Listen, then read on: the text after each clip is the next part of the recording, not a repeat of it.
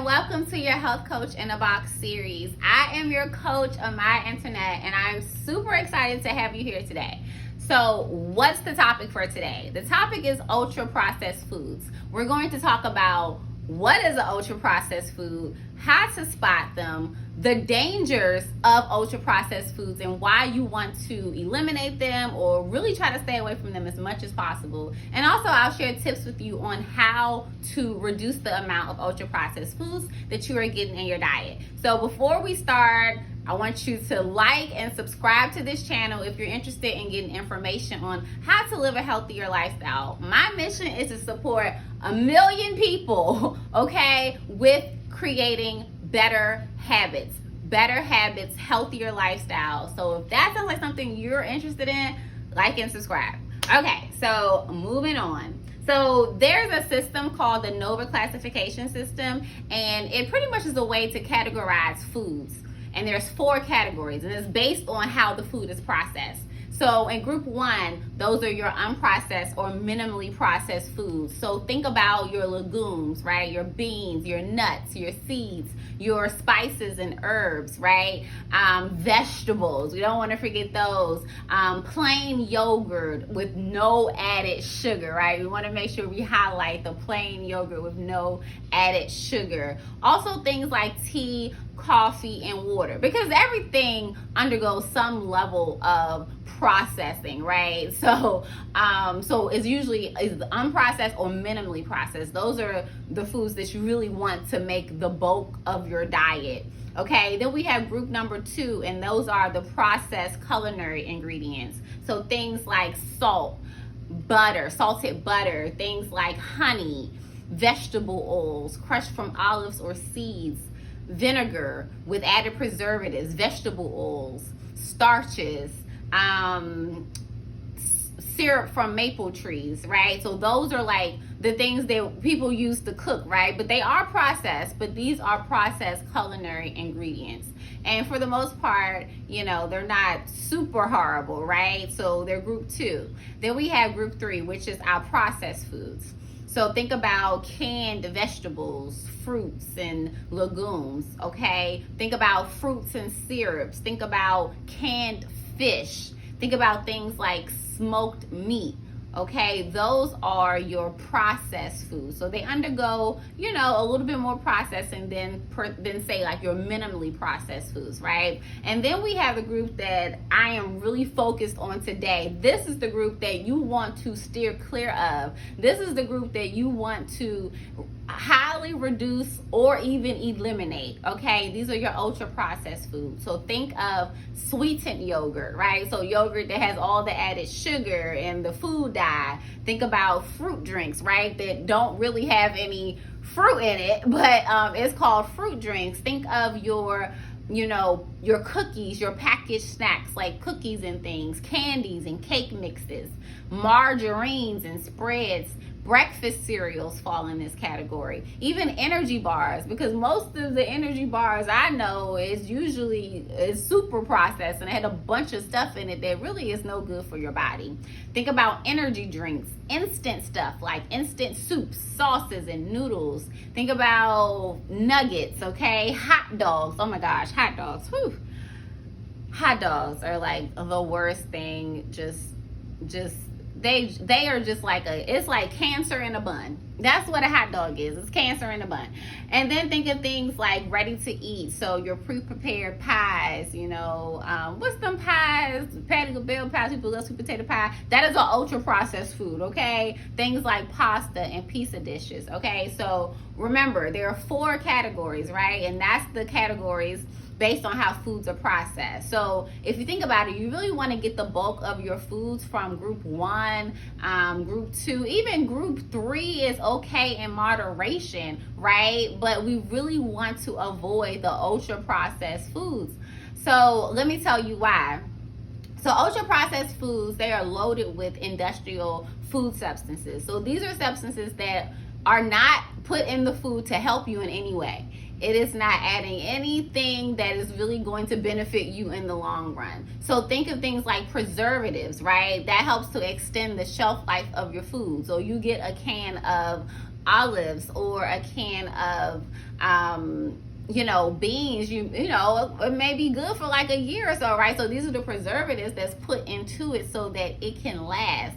Another thing to look for is emulsifiers. So emulsifiers is what help bring things together, have like a smooth texture that wouldn't normally mix in nature. So think of like oil and water, right? So that's like your mayonnaise, your salad dressings, your ice creams, right? So it helps to kind of bind it together so that the liquid or food, whatever, isn't separating, okay? Then another type of industrial food substance is a stabilizer and thickener. So these are examples they add more stability to the food products, right? Ensuring that once again they have that desired texture. Like basically ultra processed foods are foods that have really been manipulated for the reasons of big business, right? They're foods that have been manipulated. So it may have started out as a food, right? But then all the ultra processing turned it into a food-like product so that it could stay on the shelf longer, so that it can look better, so that it can be more appetizing to your palate, right? But it's not necessarily good for you, and it's not even real food. Another thing to look out for are flavor enhancers. So these are the things that intensify or modify how the food tastes. Think of like MSG, right? Which is like well-known like Chinese food. Another thing to think about is artificial sweeteners. Okay, so these are used as sugar substitutes, right, in your beverages. So these include things like sucralose, saccharin, right? So this helps the drinks to be low calorie, but it's still artificial sweetener, and your body doesn't know what to really do with that. Like it just doesn't know because it's not real. It's not of nature. It's something that has been manufactured in a lab for the benefit of big business. Colorants. So these are food substances that enhance a color. So these are things like caramel coloring and various synthetic dyes. And those dyes are directly correlated to types of cancers you can get. They're toxic, they're carcinogenic. So instead of using like beet color, because if you ever like cut a beet, you can see like beet is a great, you can get the color, right? You don't have to use like a dye. You can find natural products and natural foods, but that doesn't make them more money, right? They want to save, they want to cut, so they'll put things in your food like colorants that are directly related to cancers and inflammation in the body and sickness. And then you may see nutrients added to your beverages. So for example, it may be like a breakfast cereal and it says it's fortified with vitamin C. Okay, you may look at it and say, okay, oh, this is healthy, right? But the thing is, this is vitamin C that is made in a lab. Okay, this is made in a lab. It is made by humans. It is man-made. It is not something that comes directly from nature, which means it's isolated in some way, which means your body still won't be able to recognize it as if it was literally coming from something that naturally has vitamin C in it. So those are things to look for when it comes to trying to see like if a food is ultra processed, right? What are some of the downsides of ultra processed foods? I really want to get into this because it's a lot of them, right? So one is that it's less filling. So ultra processed foods, it may be like, it may be quick, right? You may be hungry and you grab a bag of chips or you grab, some cookies or something, right? But it's not going to fill you up. So it's going to make you want even more of it because you're not satisfied. Another reason that you want to, stay away from this, and another downside, is that it raises your blood sugar levels, right? Which can directly lead to metabolic syndrome and things like type 2 diabetes, right? It raises your blood sugar level with all the added, sugars and ingredients. Your body's like, what is going on, right? So that's another reason, like, you don't want that, especially if you're dealing. First of all, you want to be preventative. We don't want to wait until, you be like, hey, well, I don't have diabetes or I don't have, pre-diabetes. I'm good. The thing is to be preventative. You don't even want to go down that road, right? Why set yourself up to potentially have to deal with something that you don't have to deal with? right? So it's really important to be mindful about this. Another downside of ultra processed food is that it's generally higher in sugar and carbs and lower in the things that you need, like protein and fiber, right? And the sugar automatically like promotes inflammation in the body, right? And too many simple carbs increase your risk of heart disease and high cholesterol and diabetes. Like it's directly correlated, right? And the World Health Organization recommends limiting your free sugar intake to 10% of total energy intake, but ideally less than 5%. So basically 25 grams of sugar a day is like the max recommended by the World Health Organization. Okay, think about this though. A can of Coca-Cola has 27 grams of added sugar. So that's more already in that one can of soda. That already is more sugar than you should consume in a day. And think about it, like sugar feeds sicknesses, sugar feeds cancer, sugar feeds inflammation, sugar feeds things that our body they don't need, and it hurts us, right? So we really want to be mindful of the sugar, because sugar can just be hiding everywhere. Like added sugar is in everything, just about. Look at your breads, your condiments, like your mustards or ketchups and sauces. Like it's added sugar. Like, and sometimes like you're not even thinking about that. You're like, okay, well I only had 10 grams of sugar because I added some sugar to some coffee. But you're not thinking about all of the other sugar that's hiding in your food every day. And that literally leads, it keeps the addiction cycle rolling, right? So you're addicted to the sugar, then it's in everything that you consume. And then like, it's almost like you need it. Like sugar is the biggest addiction in our country is sugar, but it's a normalized addiction. But sugar feeds cancers, sugar feeds sickness. So it's really important that you are mindful of your sugar intake, because ultra processed foods is laden with sugar. That's what keeps you coming back. That's what keeps the businesses with getting their money, getting their bread, right? Because you're addicted and you keep coming back. Sugar is addictive.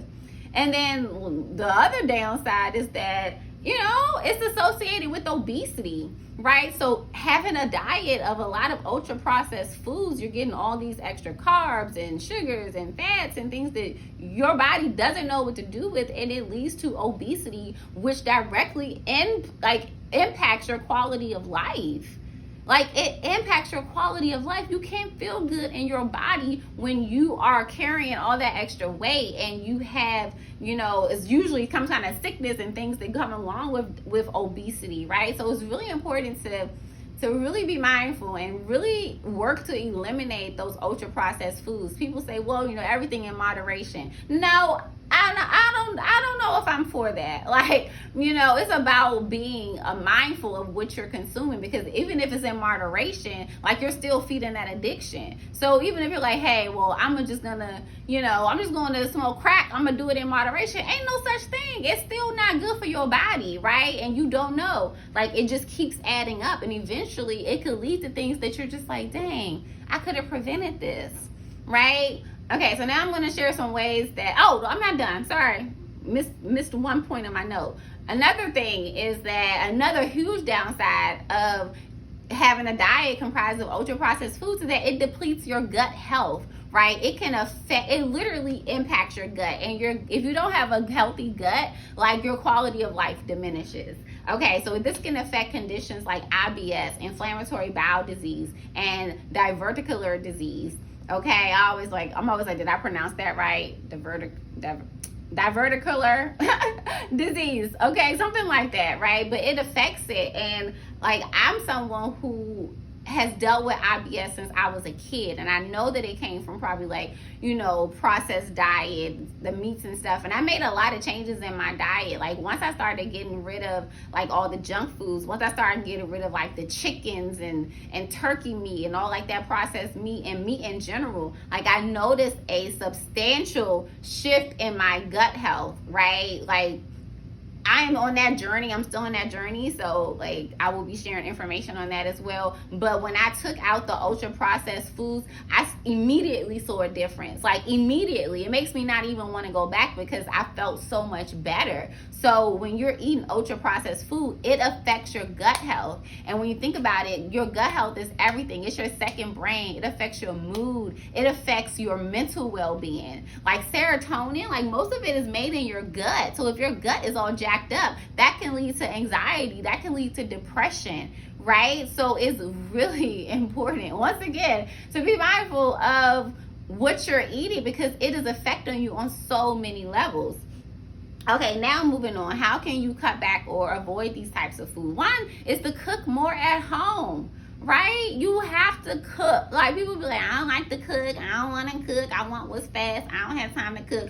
Okay, this is about saving your life. This is about preserving your quality of life. This is about preserving the quality of life for your family. It has to be a priority. Like it's no other way around it. Like you have to prioritize cooking because that way you can control what is being put in your food. You may go to the restaurant and think you're eating healthy, but they're using all types of seed oils and lard. Like you just don't know what they're putting in your food. Like you really don't know. So one way to avoid ultra processed food is to cook more at home. Find recipes that you like. If you really like, Chinese food, find out a way that you can make it at home with healthier ingredients. Instead of using canola oil, maybe you use some avocado oil, right? To fry up your stir fry, right? Like there are ways to still have what you like, but make it in a healthier way, minus all the junk, right?